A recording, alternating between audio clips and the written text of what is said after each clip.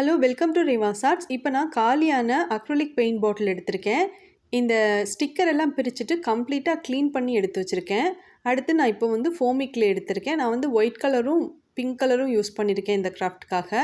நீங்கள் உங்களுக்கு விருப்பமான கலர்களை எடுத்துக்கோங்க. இப்போது பிங்க் கலர் க்ளே எடுத்து ஃபஸ்ட்டு கையில் வச்சு நல்லா மிக்ஸ் பண்ண பிறகு இந்த பாட்டிலை சுற்றியும் நான் ஃபுல்லாக கவர் பண்ணி ஒட்டிக்கிறேன். இந்த க்ளே ஃபுல்லாக நம்ம ஒட்டக்கூடாது. நம்ம இந்த பாட்டிலை க்ளோஸ் பண்ணுறதுக்காக த்ரெட் மாதிரி இருக்கும்ல, அதிலெல்லாம் நம்ம க்ளே யூஸ் பண்ணக்கூடாது. சும்மா கொஞ்சம் மட்டும் யூஸ் பண்ணிவிட்டு நான் எடுத்து வச்சுருக்கேன். அதுக்கடுத்து இந்த மூடிலையுமே நான் இந்த பிங்க் கலர் க்ளே யூஸ் பண்ணியிருக்கேன். அடுத்து ஒயிட் கலர்லேயும் பிங்க் கலர்லேயும் ஃபோமி க்ளே யூஸ் பண்ணிவிட்டு சின்ன சின்ன டிசைன்ஸ் கேக்கில் இருக்கிற மாதிரி செஞ்சுக்கிறேன்.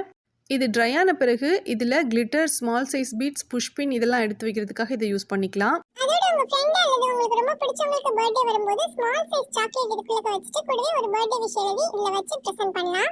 இந்த க்ளே கிராஃப்ட் ஐடியா உங்களுக்கு பிடிச்சிருந்தா வீடியோக்கு லைக் பண்ணி ஷேர் பண்ணுங்கள். தேங்க்யூ.